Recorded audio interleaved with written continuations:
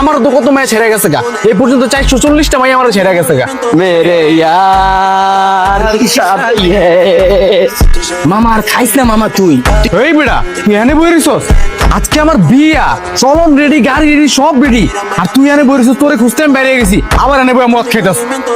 বেটা তোরে কইছি এত মত খাইস না খারাপ। তুই আমারে বুঝা বন্ধু, আজকে তোর বিয়ে এত বড় একটা খুশির দিন, আর আমার গার্লফ্রেন্ড আমারে ছেড়ে গেছে, আমি মদ খাবো তো কি করব ক?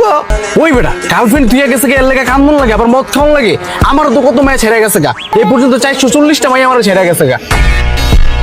তো কি হয়েছে, একটা নতুন কোচি মায়া ধরছি না, সেই মায়াটার লাগে বিয়াটা ঠিক হয়েছে, কুচি একটা মায়া বুঝছিস না, তোর ভাবিরা কোচি, তুই চল বিয়াতে চল। ব্রেকআপ নইছে, এটা সবচেয়ে বড় কষ্ট না, বড় কষ্টটা হইলো আমার কালকে রাত্রে ভাই আমার লগে আসিল, আজকে সকালে ব্রেকআপ, বুঝলা? তো কালকে রাইতে ঘুমাইয়া আজকে ব্রেকআপ হয়েছে, তো কি হয়েছে, তুই আজকে রাইতে আরেকটা লগে ঘুমাবি, হেলে তুই কানবি বেটা, চল বিয়াতে চল, তোর বিয়ার থেকে একটা ধরে দিব আজকে, চল। দিবি তো? হ্যাঁ। তাহলে মামা এই যে তুই যে বিয়া করতে যাইতাছস, আমরা চলনে যাইতাছি কই? তোর ভাবির বাসা তো উত্তর আয়। আমার গার্লফ্রেন্ডের বাড়ি উত্তরে গেছিল। কি মামা কি জানি কল দিছে। আহা সাদিয়া ভাবি কল দিছে। এই আমার কচি বউটা কল দিছে রে। আমার গার্লফ্রেন্ড আমার সাথে আসছিল।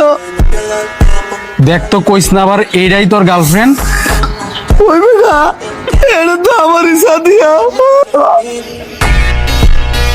বাবা আর খাইছা আরে কাজিরা নাও না বলে এখন মেয়েরা চাষ করছে, এটা না দেখে আমি মদ খাবো না, কি খাবো রে?